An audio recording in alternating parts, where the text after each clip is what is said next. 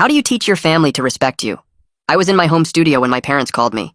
There's not enough seats for everyone at the wedding. Cuts had to be made, and you were one of them. You understand, right? I took a deep breath. But I already wrote a speech, and my flight was $700. It's non-refundable. Martin, my dad's voice cut through like a knife. This is a formal event. People eat with multiple forks. Your sister's CEO friends will be there, and we know crowds make you nervous. Dad, I'm 29. Remember to eat something before calling us back. You get cranky when you're hungry. Beep. He hung up. A cold dread filled my chest. I dropped out of film school 8 years ago, and they still couldn't even pretend I mattered. An hour later, I got another call. It was their wedding planner. Mr.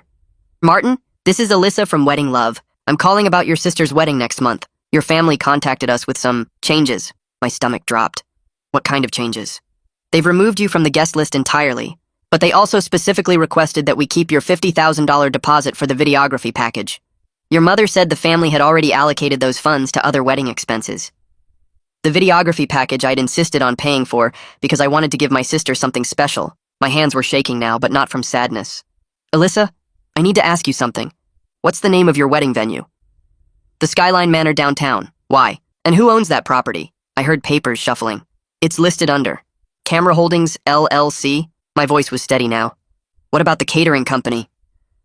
Golden Plate Catering, but I don't see why. She paused.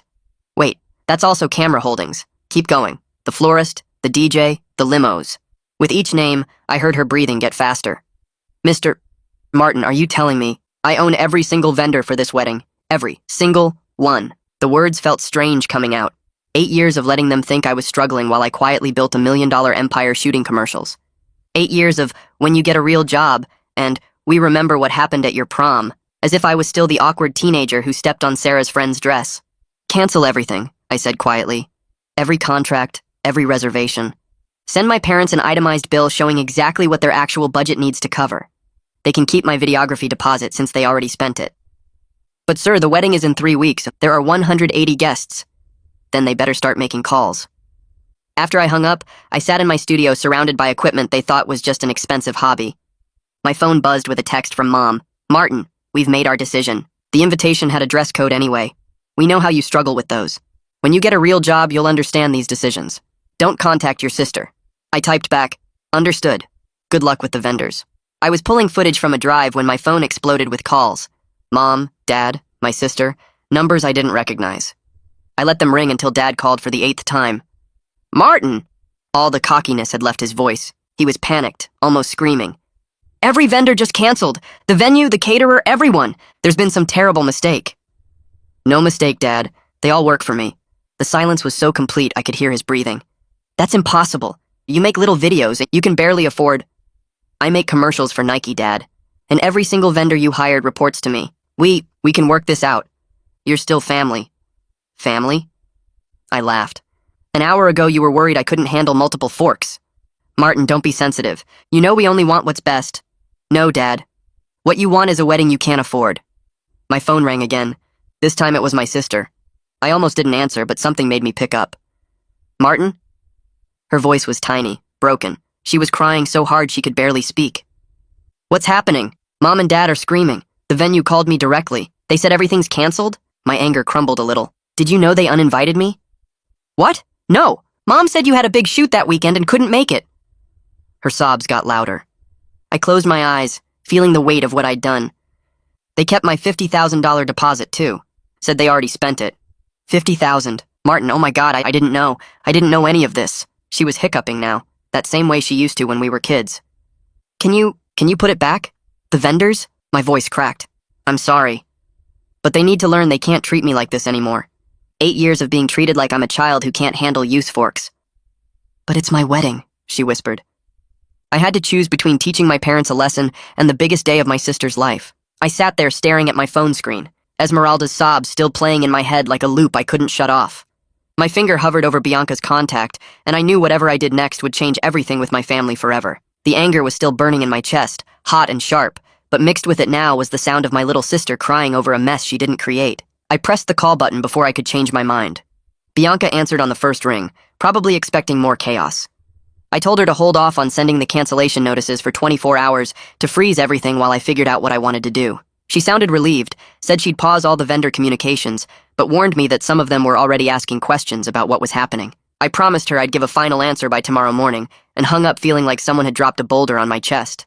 The next hour I spent pacing around my studio, walking back and forth between the equipment racks and editing stations. My phone kept buzzing on the desk with incoming calls. I glanced at it each time and saw my dad's name, over and over.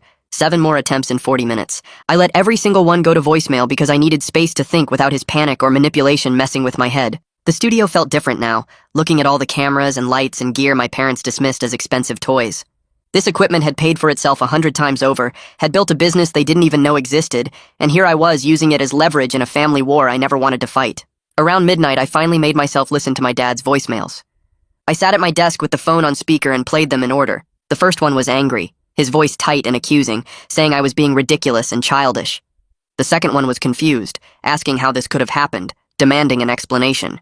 By the fourth voicemail, his tone had shifted to desperate, almost frantic, talking about how much money they'd already spent and how impossible it would be to find new vendors this close to the wedding. The last one, the 7th attempt, had him saying we could talk about this like adults, that we were family and family works things out. The irony hit me hard, coming from someone who'd treated me like a child that same morning, who'd hung up on me when I tried to explain about my flight. What got me most was that not once in any of those messages did he actually apologize or say they'd done something wrong. It was all about the problem I'd created, the mess I was making, never about what they'd done to cause this. I deleted all the voicemails and called Xavier even though it was late. He answered on the second ring, which didn't surprise me since he was used to my weird hours when we were finishing projects. I explained the whole situation to him, every detail from the uninvitation to the deposit to the fact that I'd just threatened to destroy my own sister's wedding. He listened without interrupting, and when I finished, there was a long pause before he said, we needed to think about the business implications beyond just the family stuff. Xavier pointed out that if word got out that Camera Holdings pulled contracts for personal reasons, it could seriously damage our reputation with other clients. He wasn't wrong, and I knew it. We'd spent years building the business on being reliable and professional, and this looked like neither of those things. We agreed to meet first thing in the morning at the office to discuss options that would protect both my boundaries and the company's reputation. I finally fell asleep around 3 in the morning and woke up at 7 to my phone buzzing like crazy on the nightstand. 17 new text messages, most of them from my mom. I scrolled through them while still in bed, watching her strategy shift from message to message. The early ones were angry, calling me selfish and dramatic. The middle ones tried guilt, talking about how I was destroying my sister's happiness and ruining what should be the best day of her life. The last few went deeper, saying this wasn't who they raised me to be, that family doesn't treat each other this way, that I was being cruel over hurt feelings. The irony of that last part almost made me laugh out loud. They didn't raise me to be successful either, but here I was running $1 million company they knew nothing about. At the office that morning, Xavier and I met with Brendan in the conference room. Our business attorney spread all the vendor contracts across the table and went through them one by one. He confirmed that legally I had every right to cancel everything since Camera Holdings owned the contracts, but he also pointed out something I hadn't considered. Some of the contracts had penalty clauses that would cost my company actual money if we backed out. We were looking at potentially $15,000 in fees and lost deposits that Camera Holdings would have to eat, completely separate from the $50,000 my parents had already spent. Brendan also warned me about the optics of letting a family fight bleed into business operations. He said if I decided to put the vendors back, we needed clear paperwork separating this situation from normal business practices. We spent an hour discussing how to create a formal policy about conflicts of interest and contracts with family members to prevent this kind of disaster in the future. My phone rang again while we were still in the meeting, and this time the screen showed Constantine's name. I actually liked Esmeralda's fiancé, had always found him easy to talk to, and he'd never bought into my parents' story about my career being a joke. I stepped out of the conference room to take the call. He asked if we could meet for coffee that afternoon, just the two of us, to talk through what was happening. His voice was calm and steady, not angry or accusing, just reasonable.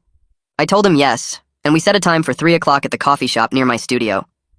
Constantine showed up exactly on time, looking tired but calm. We found a quiet corner table, and I explained everything about the mediation idea that Brendan had suggested. He listened without interrupting, and said he thought it was smart, that Esmeralda needed this kind of structured conversation too. He promised to talk to her that evening and get back to me. I drove back to my studio and opened my laptop to draft the email proposing mediation. My fingers hovered over the keyboard for a solid minute before I started typing. I kept it simple and direct, explaining that Brendan had recommended a professional mediator named Shirley to help us have a productive conversation about what happened and how to move forward. I wrote that I wanted to find a path that worked for everyone, but that we needed clear communication and mutual respect to get there. I copied Esmeralda, my parents, Xavier, and Brendan so everyone had the same information. My finger shook slightly when I hit send. Constantine's response came through within 5 minutes. He wrote that both he and Esmeralda were willing to participate and appreciated me taking this step. Esmeralda sent a separate message 10 minutes later, saying she was relieved and hopeful that this could help. Then I waited. My parents' response took 6 hours, arriving just after 9 that night. My mom had written it, and I could feel her reluctance in every word. She said this seemed excessive for a family disagreement, but that they would attend if it meant resolving this situation. The fact that she still called it a disagreement, rather than acknowledging what they actually did, told me exactly how much work this would take. I forwarded all the responses to Brendan and asked him to reach out to Shirley to set up the sessions. He got back to me the next morning saying Shirley wanted to meet with me individually first, before the family session. We scheduled it for 2 days out at her office downtown. The morning of my individual session with Shirley, I got stuck in traffic and arrived 10 minutes late. Her office was in a modern building with glass walls and minimalist furniture that somehow felt both professional and comfortable. Shirley herself was probably in her 50s, with short gray hair and sharp eyes that seemed to see right through whatever front you were putting up. She shook my hand firmly and gestured to a chair across from her desk. She started by explaining her process and asking me what I hoped to get out of mediation. I gave her the surface answer about wanting my parents to see me as an adult and respect my career choices. She nodded and made a note, then looked up at me with those sharp eyes and asked if I actually wanted a relationship with my parents, or if I was just looking for vindication. The question hit me harder than I expected. I sat there for a moment, really thinking about it, and told her honestly that I didn't know. I explained that I wanted them to see me as capable and successful, to acknowledge that they hurt me, but I wasn't sure if they were capable of that kind of change. I told her about 8 years of dismissive comments and being treated like I couldn't handle basic adult situations. She asked specific questions about my business, about the prom incident they kept bringing up, about my relationship with Esmeralda. By the end of the hour, I felt like she understood the full scope of the problem. She said she'd meet with my parents next, then Esmeralda and Constantine together, before we all came together for the first group session. The first mediation session was scheduled for 4 days after I'd canceled the vendors, which left only 12 days until the wedding date. I arrived at Shirley's office 15 minutes early and sat in my car trying to calm my nerves. Esmeralda and Constantine pulled in a few minutes later, and we walked in together. My parents were already there, sitting in the waiting area with their arms crossed and identical expressions of discomfort. Shirley led us into a larger conference room with a round table that forced us all to face each other. My parents sat on one side. I sat directly across from them, and Esmeralda and Constantine took seats slightly to the side. Shirley positioned herself at the head of the table and started by laying out ground rules about respectful communication and taking turns speaking without interruption. She emphasized that we were here to discuss specific behaviors and their impacts, not to attack each other's characters. My dad barely let her finish before jumping in. He said this whole situation had been blown out of proportion and that they'd made a practical decision about seating that I took too personally. Shirley held up her hand and stopped him mid-sentence. She asked him to focus on facts rather than interpretations of my reaction. When she pressed him to explain the actual facts of what they decided and why, he shifted in his seat and looked at my mom. Then he admitted they uninvited me because they were worried I'd be uncomfortable around Esmeralda's professional connections and that it would reflect poorly on the family. The words hung in the air between us. I felt my chest tighten but forced myself to stay calm and ask him directly what he meant by reflect poorly. He stumbled through an explanation about formal events and social expectations and knowing the right things to say. My mom jumped in to help him, saying they were trying to protect me from an uncomfortable situation like the prom incident years ago. Shirley asked what the prom incident was, and I had to explain that when I was 17, I accidentally stepped on my date's friend's dress and tore it. My parents had apparently been holding that against me for over a decade, as proof that I couldn't handle formal social situations. Esmeralda's voice cut through the tension, shaking but firm. She said she had no idea they were still hung up on prom, and that using a teenage accident to justify uninviting me from her wedding was absurd. Constantine backed her up immediately, pointing out that his family had never expressed any concerns about me attending, and that my parents seemed to be projecting their own worries onto the situation. Shirley redirected the conversation to the $50,000 deposit, and I watched my mom's face go pale. She tried to explain that they thought of it as family money contributing to a family event, and that they'd already committed those funds to the venue upgrade and catering additions. I kept my voice steady as I pointed out that it was my money from my business, given as a specific gift for videography, and they had no right to redirect it without asking me first. My dad got defensive and said that if I was really successful, I wouldn't miss $50,000. Shirley asked him how he'd feel if someone took $50,000 from him without permission, regardless of his financial situation. He didn't have a good answer for that. The silence stretched out uncomfortably but felt necessary. We spent the next hour going through each specific point of hurt and misunderstanding. Shirley kept us focused on concrete behaviors rather than character attacks. My parents slowly started to acknowledge some of what they did wrong, though they kept trying to justify everything with their intentions. Shirley pointed out that impact matters more than intent, and that their actions hurt me regardless of what they meant to accomplish.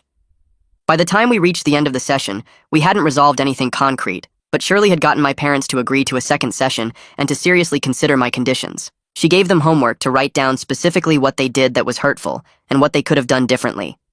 She gave me homework too, asking me to write down what a realistic path forward looked like and what I was willing to compromise on. We all filed out of her office without speaking to each other, and I sat in my car for 10 minutes before starting the engine. I drove home on autopilot, my hands gripping the wheel tighter than necessary. Back at my studio, I pulled out the homework assignment Shirley had given me and stared at the blank page for a solid 20 minutes. The question was simple, but I kept circling around it. What did I actually want from all this? I started writing, and the words came faster than I expected. I wanted them to see me as someone who mattered, not as the awkward kid from prom who couldn't handle fancy dinners. The wedding itself felt almost beside the point now. It was about whether my parents could look at me and see an actual adult with a real career and a legitimate life. I wrote down my conditions in bullet points. A genuine apology that acknowledged what they did wrong. A repayment plan for the $50,000 with actual numbers and dates. A commitment to treating me with basic respect going forward, which meant no more comments about my career or my ability to function at formal events. I looked at the list and felt something settle in my chest. These weren't unreasonable demands. They were just boundaries that any adult deserved. The next day, I revised the list 3 times, making sure every point was clear and specific. I didn't want vague promises about doing better. I wanted concrete actions they could actually follow through on. By the time the second mediation session rolled around, I'd printed out my homework and highlighted the key sections. Shirley's office felt different this time. My parents arrived exactly on time, both carrying folders that looked suspiciously prepared. We took the same seats as before, the same tension crackling in the air, but something had shifted slightly. Shirley started by asking my parents to share what they'd written. My mom went first, pulling out several handwritten pages that surprised me. She'd actually put real thought into this. She listed out the uninvitation without trying to soften it or make excuses. She wrote about taking the deposit without asking permission and how that was wrong regardless of their intentions. She included the dismissive comments about my career, the comparisons to Esmeralda's CEO friends, the constant reminders about prom like I was still 17. Her voice shook a little as she read, and I could see her hands trembling on the pages. My dad's list came next, and it was noticeably shorter. He'd typed it on his phone and the formatting was messy, but he did acknowledge that they should have talked to me before making decisions about the wedding. He admitted they'd made assumptions about my business without bothering to ask questions. His delivery was more defensive than my mom's, lots of phrases like, in hindsight, and perhaps we could have. But at least he was saying something. Shirley let the silence sit for a moment after they finished reading. Then she asked them directly what they could have done differently in each situation. My mom answered first, her voice steadier now. She said they should have been honest about their concerns instead of making up excuses about big shoots and seating arrangements. She admitted they were worried about being judged by Esmeralda's professional circle, and that they'd projected that anxiety onto me instead of dealing with it themselves. She talked about how they'd built up this image of the perfect family in their heads, and I didn't fit that image because I dropped out of film school. My dad added, after a long pause, that they should have asked about my business instead of assuming I was struggling. He said reluctantly that they'd been stuck seeing me as the awkward teenager from prom instead of the adult I'd become. He mentioned that they'd never really updated their mental picture of who I was. Shirley nodded and made notes, then asked them why they thought changing that mental picture had been so difficult. My mom's answer surprised me. She said they'd been embarrassed about me for so long that it became a habit, and habits are hard to break even when you know they're wrong. I read my homework next, my voice coming out calmer than I felt. I explained that I needed them to see my career as legitimate and stop making comments that undermined my success. I went through some of the major clients I'd worked with over the past few years. Nike campaigns that aired during primetime sports events, Apple product launches that millions of people saw, major ad agencies that paid 6 figures for my work. I watched their faces as I listed these names, and I could see the surprise register. They genuinely hadn't known. I also explained what the $50,000 had meant to me. It wasn't just money, though that was part of it. It was my way of showing Esmeralda that I cared about her day and wanted to give her something special. Having it taken without even a conversation felt like being erased from the family. Like my contribution didn't matter because I didn't matter. My voice cracked a little on that last part, but I kept going. I told them I'd spent 8 years building something real while they treated me like I was playing with expensive toys. I'd let them think I was struggling because I didn't want to deal with their judgment, but that was my mistake. I should have demanded respect instead of hiding my success. Esmeralda started crying before I finished reading. Not the quiet tears from last time, but actual sobs that shook her shoulders. Constantine handed her tissues and she tried to pull herself together, but the words came out broken anyway. She apologized for not standing up for me sooner. She said she'd been so focused on keeping the peace and managing our parents' expectations that she didn't realize how badly they were treating me. She admitted she'd heard the comments about my career over the years, but she'd dismissed them as typical parent stuff, not understanding how much they added up. Constantine put his arm around her and spoke directly to my parents. He said they wanted to make this right, and they were willing to scale back the wedding significantly if it meant I was included and respected. He mentioned that his own parents had been uncomfortable with the size and expense from the beginning. They'd rather have something smaller and more personal anyway. Esmeralda nodded against his shoulder and added that she'd never wanted a huge wedding in the first place. That had been our parents' vision, not hers. My parents looked like they'd been slapped. My mom's face went pale and my dad shifted in his seat uncomfortably. Shirley let the moment breathe before speaking. She pointed out gently that their concern about appearances seemed to be at the root of a lot of this conflict. The big wedding was about impressing people. Uninviting me was about not being embarrassed. Taking the deposit was about maintaining the image they wanted to project. She asked them directly whether their relationship with me was more important than impressing Esmeralda's CEO friends. My mom said yes immediately, her voice firm. My dad took longer to answer. He looked at me, then at Esmeralda, then back at Shirley. Finally, he said yes too, though his jaw was tight when he said it. Shirley made a note and asked what that meant in practical terms. What were they willing to change about the wedding to prioritize family relationships over appearances? The silence stretched out uncomfortably, and I could see my parents exchanging glances, having some kind of wordless conversation. We spent the rest of the session hammering out concrete solutions. Brendan joined us by phone, his voice coming through Shirley's speaker with that professional calm he always had. He walked through the repayment plan options, explaining different structures and timelines. We settled on $50,000 paid back over 2 years with a formal promissory note, 24 monthly payments of about $2,100 each. Brendan explained that this separated the gift aspect from the control aspect. They couldn't claim it was family money if they were legally required to pay it back. The promissory note would be a real contract with real consequences if they defaulted. My mom looked pained as Brendan went through the terms, but she agreed. My dad asked a few questions about interest rates and payment schedules, trying to negotiate better terms, but Brendan shut that down quickly. This wasn't a business deal where they could haggle. This was making right what they'd taken without permission. My dad signed off on it after Brendan explained the legal implications of defaulting on a promissory note between family members. For the wedding itself, we agreed that I'd be included as a full guest with no restrictions or special conditions. I wouldn't give a formal speech because honestly I didn't want that pressure, and neither did they. But I'd be treated like any other family member.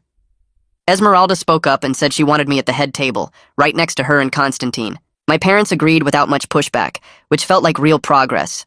My mom even suggested that I could sit between her and Esmeralda, so we could all be together. I appreciated the gesture even though I knew it was partly about maintaining that family image she cared so much about. But at least this time the image included me instead of erasing me. The bigger issue turned out to be the vendor situation.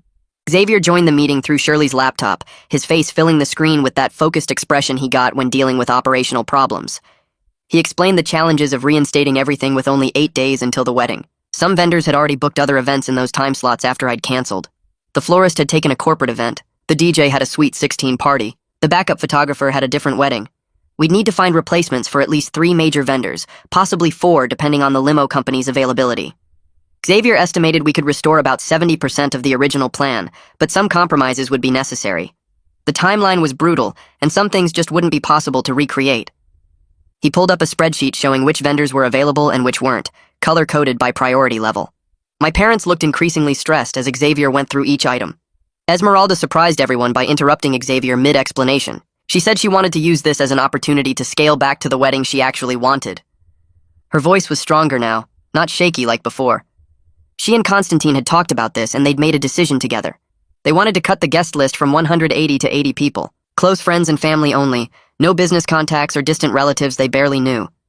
They wanted to move from the massive Skyline Manor ballroom to the smaller garden venue on the same property. This would make the vendor situation much easier, because the garden venue had different availability and needed fewer services. It would also reduce costs significantly, which meant less financial stress on everyone. Constantine backed her up immediately, adding that his parents would be relieved by the change. They'd been worried about the expense and the formality from the beginning. A smaller, more intimate wedding felt right to both of them. Shirley turned to my parents and asked them directly if they could support Esmeralda's decision, even though it wasn't what they had planned. The silence stretched out for what felt like forever. My mom's hands were folded tight in her lap, and she kept looking at my dad like she was waiting for him to speak first. Finally, she said yes, her voice quiet but clear. My dad took way longer to answer, and when he did, his face looked like he'd just eaten something rotten, but he nodded and agreed. Esmeralda let out a breath I didn't know she'd been holding, and Constantine squeezed her hand. Shirley made notes on her pad and said she'd work with Xavier to coordinate the changes. Then she ended the session by reminding everyone that this was progress, and we should acknowledge that. Over the next 3 days, my phone basically lived in my hand, because Xavier was calling or texting every few hours with updates. He had his whole team working on reorganizing everything, and it was chaos, but the good kind. The kind where you can actually see things coming together. The garden venue at Skyline Manor was available, which was perfect, because it was way more manageable than that massive ballroom. Xavier got the florist back first, because they'd only taken a small corporate job that they could move around. The DJ agreed to honor the original contract after Xavier explained the situation and threw in a discount on future bookings. The photographer was trickier because she'd already committed to another wedding that same day, but Xavier found her backup, who turned out to have even better reviews. The caterer was the only total loss because they'd booked a huge anniversary party, but Xavier found this amazing replacement that Esmeralda actually liked better. When he showed her their menu, she got excited about the creative options they offered, stuff like fusion appetizers and custom cocktails that the original caterer never suggested. I met with Bianca 3 times that week to rebuild the videography package from scratch. She had all the original plans, but I told her I wanted to handle this shoot personally instead of sending one of my usual crews. She looked surprised and asked if I was sure because it was family, and that could get complicated. I said that's exactly why I needed to do it myself, because this wedding had stopped being just another event and become something way more important. Esmeralda came to one of those meetings and we spent the whole afternoon going through shot lists.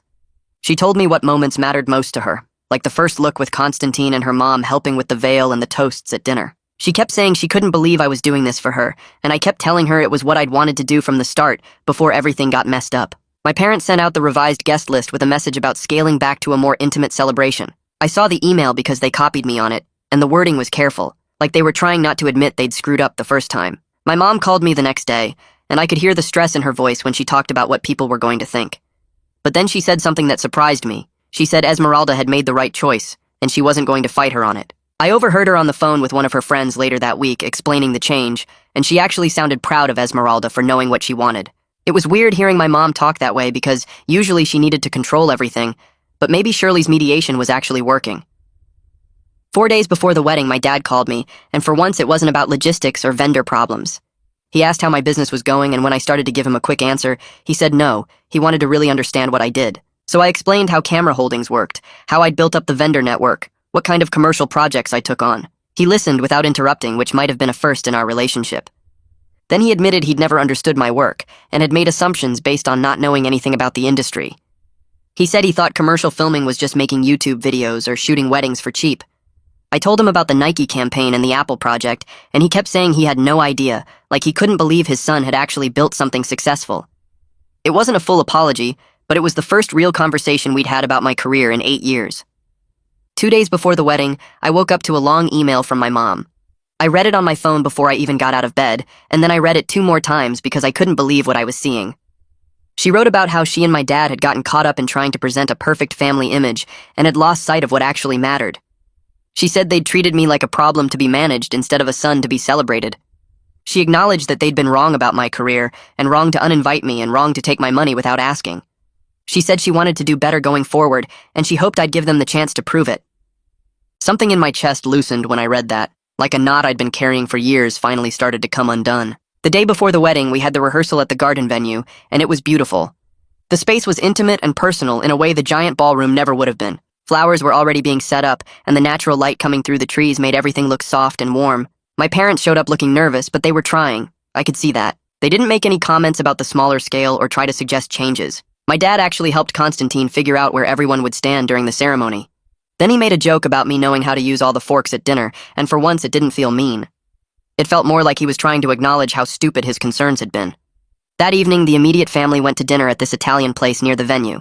Esmeralda looked more relaxed than I'd seen her in months, like a weight had been lifted off her shoulders. Constantine kept thanking everyone for being flexible with the changes, and my parents kept saying it was Esmeralda's day, and they just wanted her to be happy. They were quieter than usual, not dominating the conversation like they normally did. My dad asked me about a project I was working on, and actually listened to my answer. My mom asked about my equipment and seemed genuinely interested when I explained the difference between the cameras I used. Nadia pulled me aside when I went to the bathroom and said Esmeralda had been so much happier since the wedding plans changed, that she'd been stressed and miserable before, but now she was actually excited about getting married. On the morning of the wedding, I got to the garden venue at 6 to set up my camera equipment. The sun was just starting to come up and the light was perfect, that soft golden color that makes everything look magical. I walked around checking angles and planning shots while Xavier's team finished the last details on the flowers and table settings. The venue looked stunning with all the natural light and greenery. Xavier showed up around 7 with coffee and made a joke about this being the most high-stakes shoot I'd ever done. I laughed, but he wasn't wrong. This wasn't just about capturing a wedding anymore. It was about showing my family what I was actually capable of doing.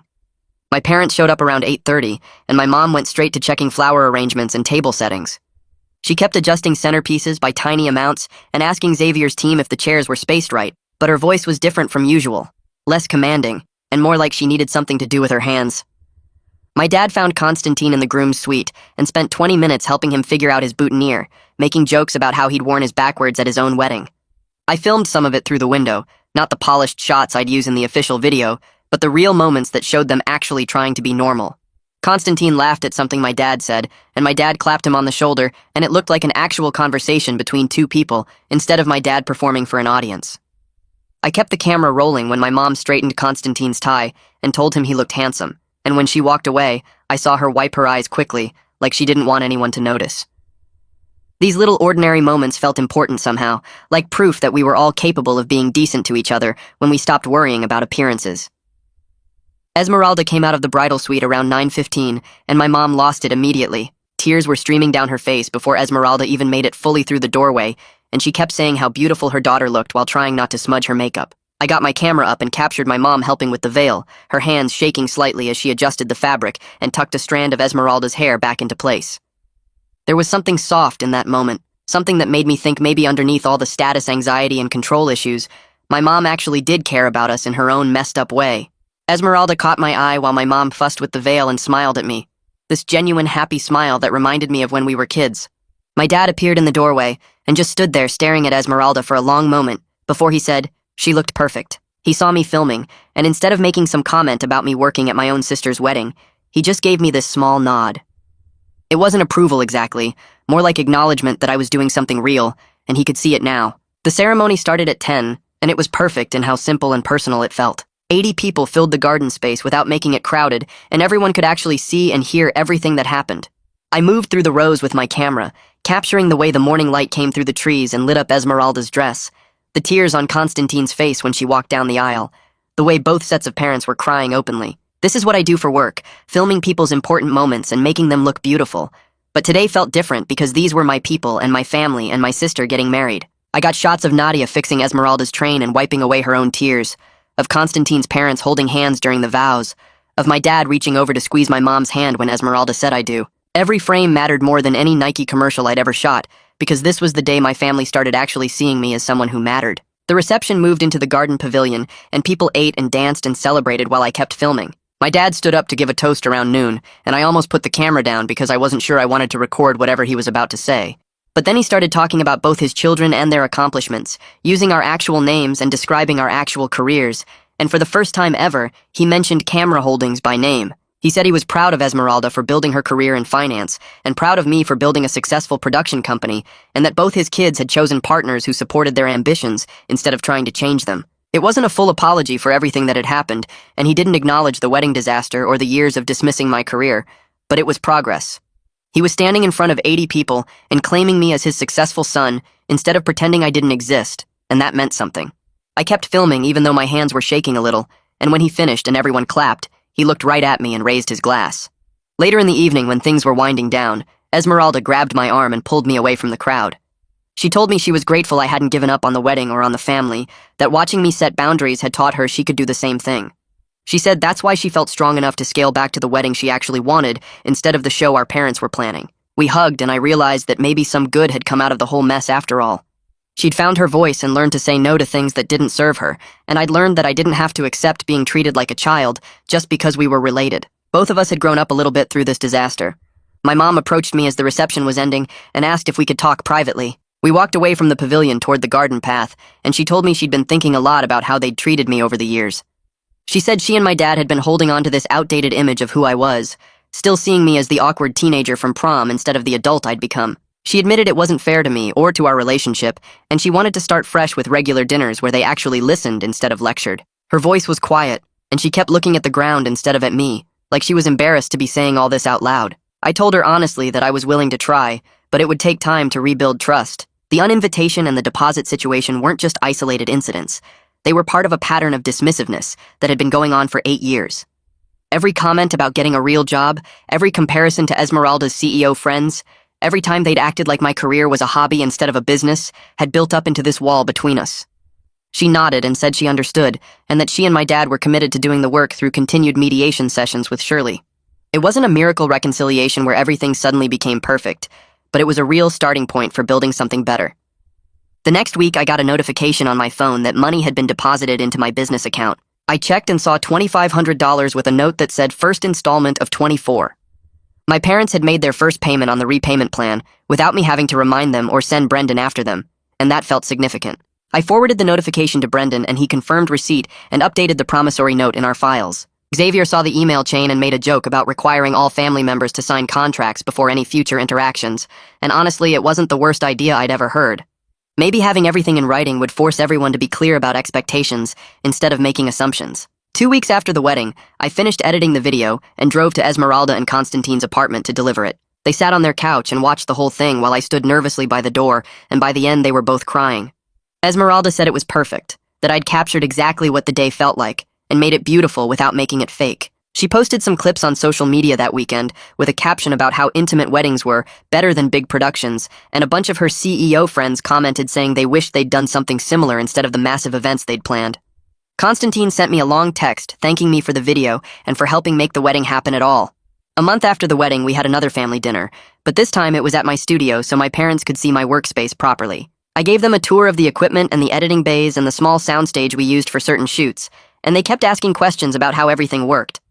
Then I showed them some of my commercial work, including a Nike spot that was airing nationally on sports broadcasts.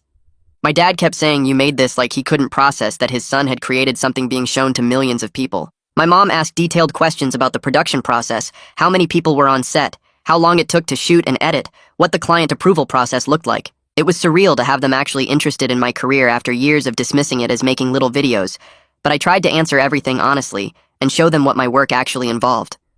They stayed for 3 hours looking at different projects and asking questions, and when they left, my dad shook my hand and said he was impressed. It wasn't everything I'd wanted from them, but it was more than I'd had before. At that dinner, we set up my laptop on the table and connected with Shirley for our first follow-up session. She appeared on screen with her notepad and asked how everyone was managing with the agreements we'd made at the mediation. My parents sat stiffly at first, and my dad cleared his throat before admitting they were still getting used to seeing me as someone who runs a successful business instead of their kid who dropped out of film school. My mom added that it was hard to break old patterns, but they were making an effort to catch themselves when they started falling into dismissive comments. I told Shirley honestly that I was still working through years of feeling invisible to them, that the hurt didn't just disappear because we had some good conversations, but I could see they were trying, and that mattered. Shirley nodded and pulled up her calendar, scheduling monthly video check-ins for the next 6 months so we could track progress and address any backsliding before it became a bigger problem. After the call ended, my dad helped me clear the dinner plates without being asked, which felt like a small but significant shift. 2 weeks later, Esmeralda and Constantine got back from their honeymoon in Costa Rica and invited the whole family over to see their photos. They'd stayed at this amazing eco-resort right on the beach that they could actually afford because we'd scaled back the wedding so much. Esmeralda kept showing us pictures of the private bungalow and the zip-lining they did through the rainforest, and she looked more relaxed than I'd seen her in months. Constantine pulled up some messages on his phone from wedding guests, and Esmeralda read a few out loud about how people kept telling them it was the best wedding they'd been to because it felt so personal and real instead of like a corporate event. My parents sat on the couch listening, and my mom actually said she'd enjoyed the smaller wedding more than she expected because she got to have real conversations with people instead of just making small talk with a huge crowd. My dad nodded along, and I could tell they were finally accepting that cutting the guest list had been the right call, even if it wasn't what they'd originally wanted. 3 months after the wedding, I landed a huge contract with a luxury car brand to shoot their entire spring campaign. The budget was bigger than anything I'd done before, and I invited my parents to come watch one of the shoot days. They showed up at the downtown location where we'd closed off 2 blocks to film, and I could see their faces change as they watched me direct a crew of 15 people setting up lights and cameras and coordinating with the client's creative team. My dad stood off to the side, taking it all in, and when the brand's marketing director came over to discuss shot angles, my dad introduced himself and said he was my father. The director's face lit up, and she started talking about how impressed they were with my previous work and how competitive the bidding process had been for this campaign. My dad's expression shifted between pride and what looked like embarrassment, and I knew he was processing how wrong he'd been about my career all these years.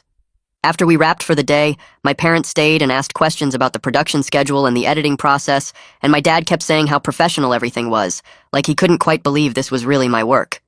At our latest family dinner a few weeks later, my parents brought a wrapped package and set it on the table in front of me. I opened it and found a framed photo from Esmeralda's wedding, one I'd taken during the reception showing all of us together, everyone smiling and relaxed.